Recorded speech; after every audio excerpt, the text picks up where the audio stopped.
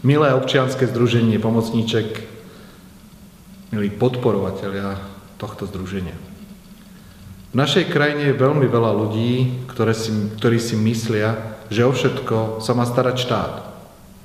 Ale potom sú tu ľudia, ako ste vy, ktorí si kladú otázku, ako môžem pomôcť tejto spoločnosti ja, ako môžem pomôcť ľuďom okolo seba.